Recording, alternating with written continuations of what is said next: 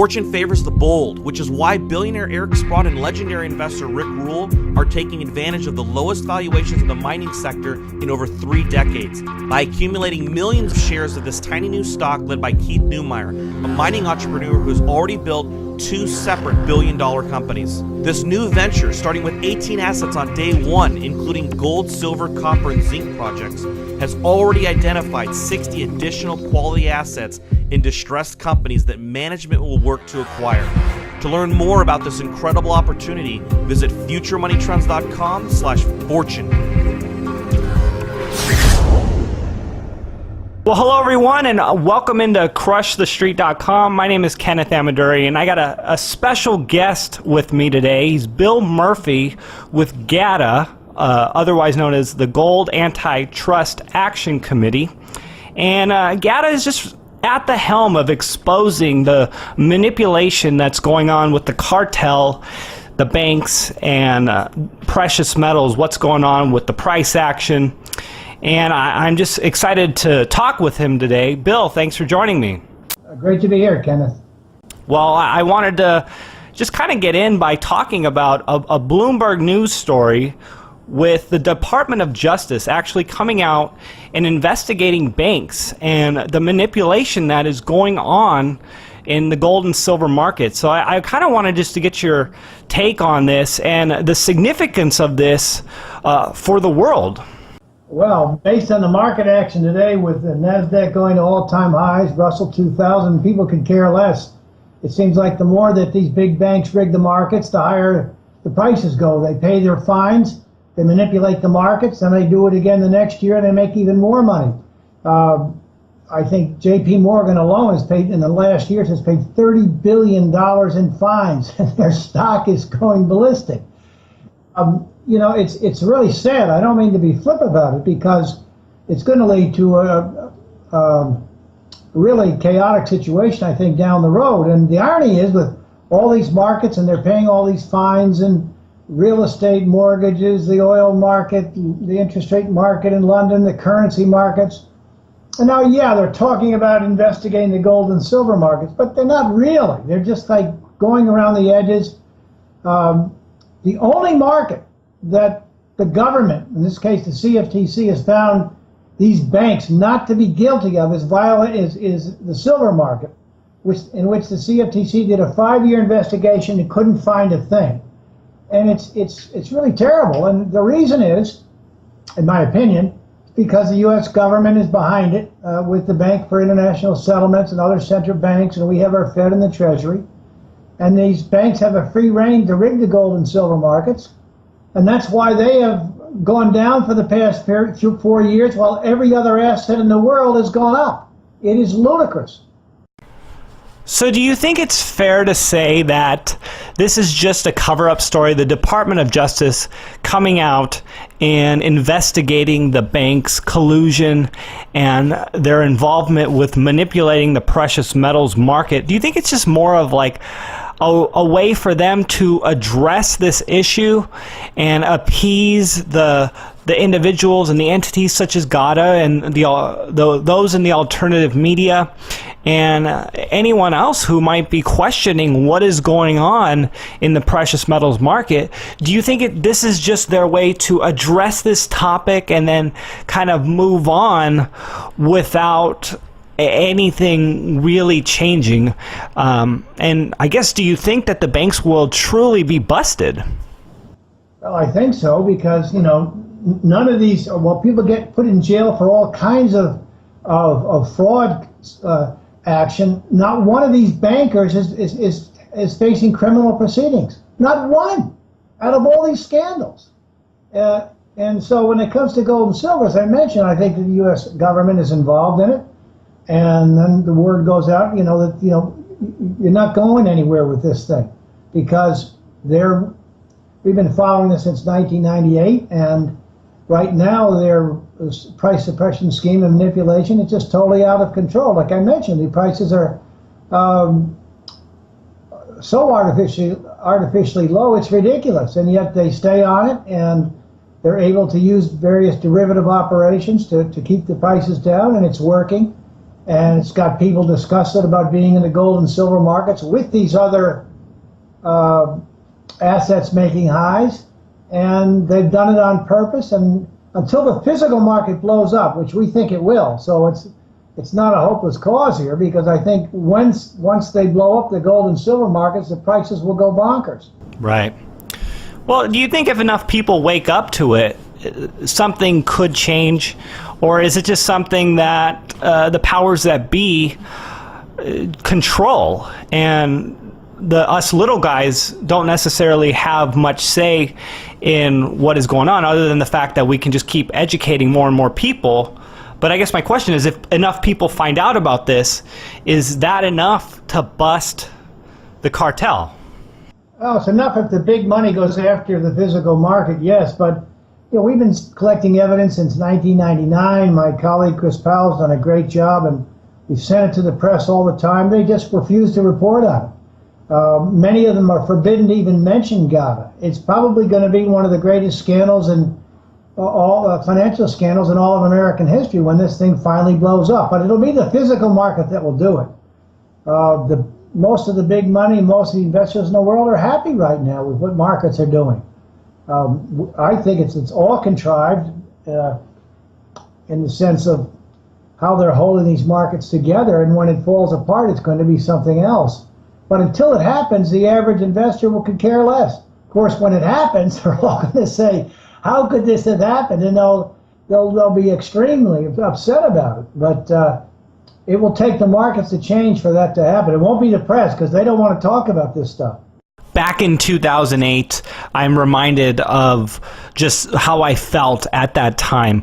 I remember my partner actually made some substantial calls predicting that the stock market would crash a certain amount, and in a time frame that was very specific.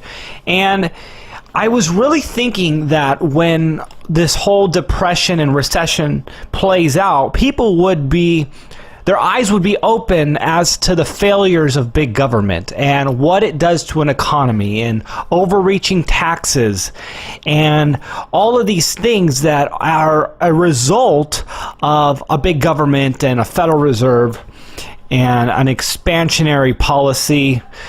And I was hoping we would learn something from this. But what had happened was the mainstream media shifted everything, and they actually backfired it on capitalism. They said the free market and capitalism caused this big problem. Deregulation and all of these things that caused this big, massive bubble. And they shifted and they twisted the story on everybody, and nothing was learned from 2008. And I'm kind of wondering, with the precious metals sector, the manipulation, even if banks do somewhat get caught or get a slap on the wrist, if they'll just take this story and hijack it and repackage it in such a way where it deflects the truth and nothing gets solved from this issue, and we continue to go forward without any real change. I'm wondering if you think the banks will actually get caught in this sort of fashion.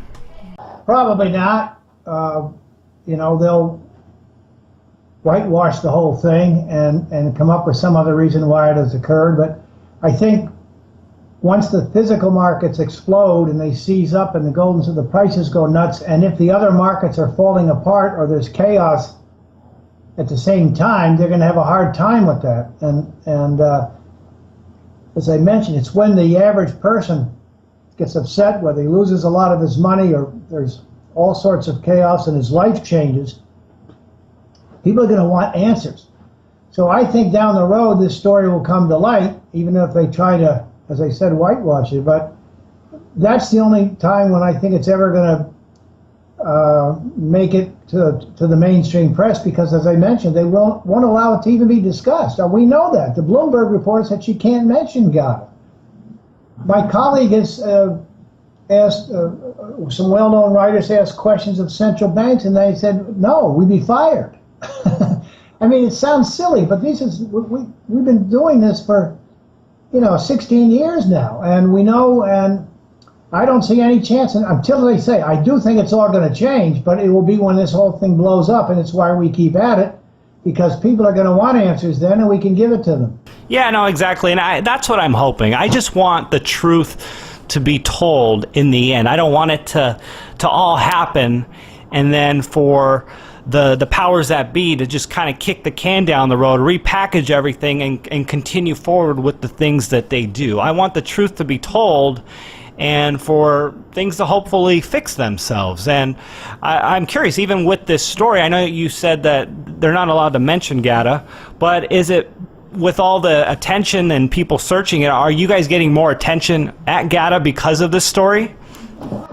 No, I mean, honestly, it's been a very tough time because the sector, the investors in the sector have been beat up. I mean, the XAU is back to where it was when I started, when gold was at 265.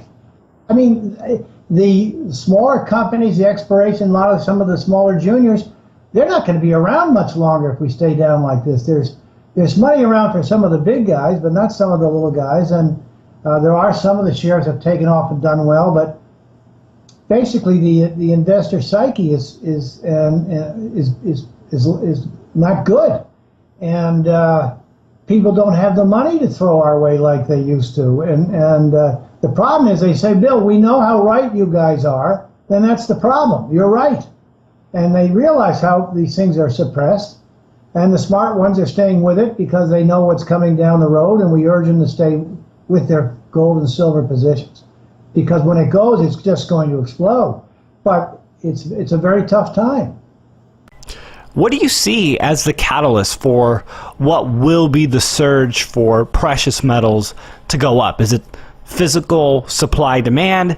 Is it something in the manipulation where something's got to give? Is it a dollar crisis? Obviously, a lot of these things go hand in hand and they're interrelated, but I'm wondering, what is it that you think is likely to happen and the way it might play out?